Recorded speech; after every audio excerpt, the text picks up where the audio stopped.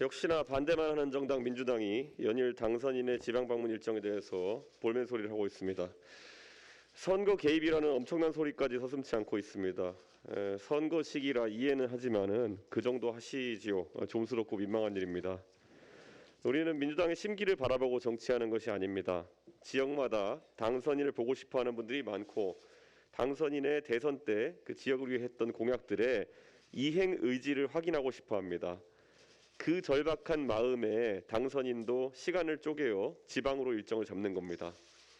당선인이 이야기하는 GTX, 1기 신도시 특별법, 강원 경제특별자치도 등의 계획에 민주당이 반대하는 것이라면은 당당하게 이야기하시고 동의하시는 것이라면은 오히려 당선인의 이런 행보를 응원해 주십시오. 그것이 지역 주민을 위한 도리일 것입니다.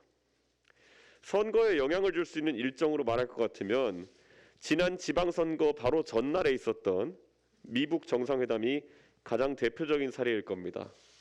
그뿐이겠습니까? 민주당의 목리로 이번 청문회 전국의 하이라이트인 한동훈 법무부 장관 후보자 청문회를 대통령 취임식 전날인 5월 9일로 법정 시한을 넘겨서 진행하는 것 또한 문제가 있는 일정일 것입니다.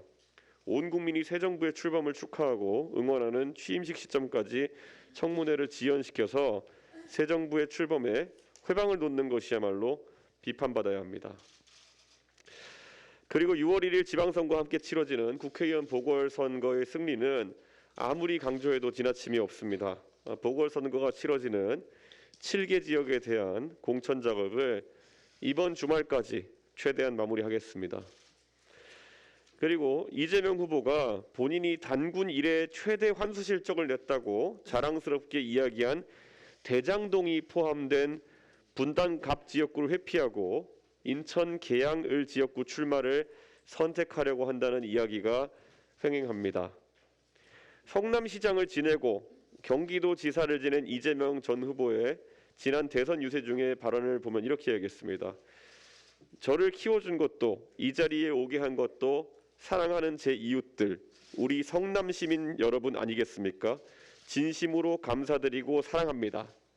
이렇게 말하면서 본인을 키워주고 대선 후보의 자리에 오르게 해준 성남 시민을 버리고 경기도 다른 지역도 아니고 인천 계양까지 외곽순환 고속도로의 정반대편까지 가서 출마하겠다는 것은 이재명 후보가 분당 구민, 성남 시민과 경기도민에게 어떤 진정성도 가지지 않고 정치를 했다는 이야기일 것입니다.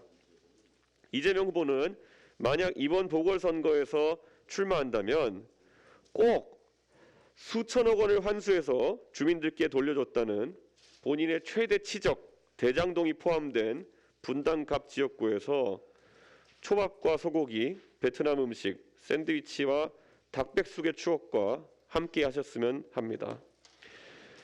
그리고 인수위의 국정과제가 발표되었습니다. 인수위에서 그간 많은 노력을 했지만 대선 때 국민들께 공약했던 사안들 중 일부 원안에서 후퇴한 부분에 대해서는 겸손한 자세로 국민들께 반성하고 이해를 구해야 합니다.